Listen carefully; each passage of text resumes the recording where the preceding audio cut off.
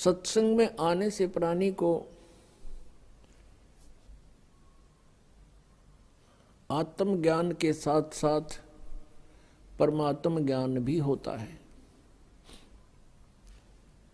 आत्मज्ञान का अर्थ है कि हम कौन हैं, कहाँ से आए हैं, कैसे यहाँ इस जन्म और मृत्यु के इस घोर संकट में हम फंसे हुए हैं।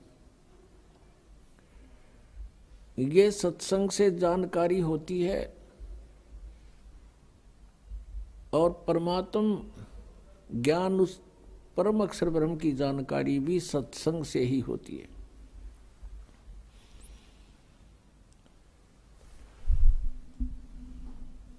सत्संग का मिलना बहुत ही दुर्लभ है,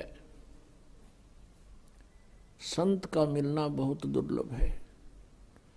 और पुण्यात्माओं, आपका कितना सौभाग्य है, आपके कितने पुण्यकर्म आपके साथ हैं कि आपको सत्संग मिला और सतगुरु मिले। सतगुरु का अर्थ होता है सत्य ज्ञान दाता। वैसे तो गुरु शब्द पर्याप्त है, गुरु मीन मार्गदर्शक, लेकिन ये नकली गुरु बहुत हो गए, जिस कारण से सच्चे गुरु, सत्य गुरु कहना पड़ा, सच्चा गुरु।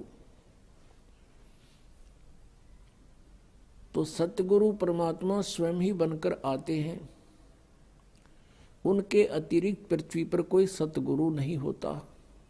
अन्य जो काल के दूत हैं वो भले ही अपने आप को सतगुरु कहते हों या उनके अनुयायी भी उनको सतगुरु की उपमा से सुशोभित कर रहे हों, पर वो संत, वो सतगुरु नहीं होते। परमात्मा कहते हैं खर ना हो वह के हरि कब हो, सिंह की खाल उठाए। गधे को यदि शेर की खाल उठा दे लाइन की, तो वो गधा शेर जैसा अवश्य लगने लग जाएगा, पर वो शेर नहीं होता, सिंह नहीं होता। अब खाल ओढ़े हुए गधे को और ओरिजिनल सिंह को कैसे पहचानेंगे? उनकी बोली से पहचाने जाते हैं। एक कुम्हार था शरारती सा, उसने कुबद सूझी, उसको कहीं जंगल में शेर की खाल पागी और वो क्या करे, अपने गधे पर डाल दे रात ने, शाम को, और खेतों में छोड़ दे। उसने खेतों में रखवाले होते थे फसल के, वो देखे चांद की रोशनी में कि शेर खड़ा है, सिंह आ गया, सिंह, वो भाग गए गांव में, और वो गधा खूब घास को फसल खावे और अच्छा तगड़ा हो गया। ऐसे सब जगह शोर मच जाता है कि रात को शेर आता है और फसल खा जाता है। एक अन्य कुम्हार को पता चला कि भाई शेर घास तो ना खाया करे। उसने पता लग गया कि ऐसे ऐसे कोई जरूर शरारत कर रहा होगा, कोई कुम्हार ने गड़बड़ कर रखी है, अपना गधा पाले है वो। उसने आकर के गांव में कहा भी शेर को मैं पकड़ लूंगा। गांव वाले कहने लगे भाई नहीं नहीं, खा जाएगा तुझे भी। उसने बहुत कुछ समझा बुझा के कहा कि मेरे साथ चलो। वो 5-4 गधे ले आया अपने और कहा तुम ऊपर बैठ जियो वृक्षों पे चढ़ के, और देख लेंगे भाई गधा सिंह होगा, शेर होगा तो गधों को खाने के लिए आएगा।